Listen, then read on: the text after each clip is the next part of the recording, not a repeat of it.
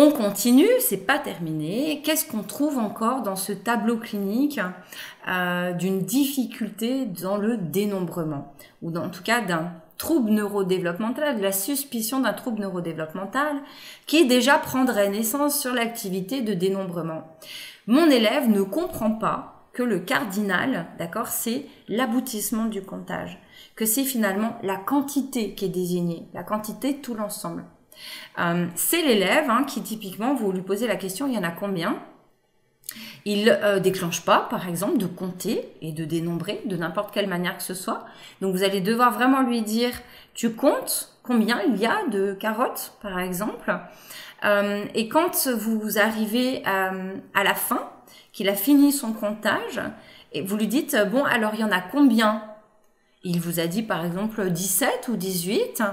Il est incapable de vous redire qu'il y en a 17 ou 18. Et là, on va faire un travail spécifique également pour comprendre. On va beaucoup s'entraîner sur le dénombrement, poser des questions, faire des échanges. Donne-moi-en 3, donne-moi-en 5 sur une quantité où il y en aura plus, bien entendu, pour qu'il comprenne que quand il fait 1, 2, 3 et que je lui ai demandé de m'en donner 3, eh bien, c'est bien la quantité qu'il va me donner dans la main qui est le cardinal et qui répond à ma question, donne-moi-en 3 ou j'en veux 3. Ou si je mets dans ma main, c'est combien, voilà, qu'il puisse compter et répondre à cette question du combien.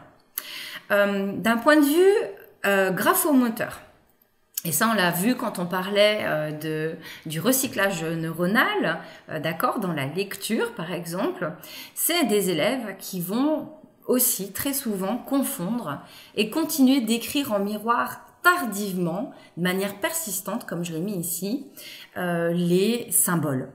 Le symbole, donc vous voyez ici, je vous ai fait un petit exemple d'un joli 3, d'un joli 5, d'un joli 2, si on le retourne ça fait un 5, d'un 9 ou d'un 6, on ne sait pas trop, puis d'un 7 qui sont en miroir. Alors ici, beaucoup par symétrie axiale, là ça pourrait être un 5 si je le fais pivoter, d'accord, par symétrie centrale, et là un 9 qui pourrait devenir un 6 si je le fais pivoter lui aussi, et que c'est pas juste une symétrie axiale. Donc, ce côté miroir, on a tendance à tout le temps le calquer sur quelque chose qui est d'un axe à un autre, d'accord? Mais c'est pas toujours ça, c'est parfois pivoter. On est ici sur la maturation de cette aire spécifique que nous avons vu dans la lecture, qui est recyclée pour l'activité justement de lecture.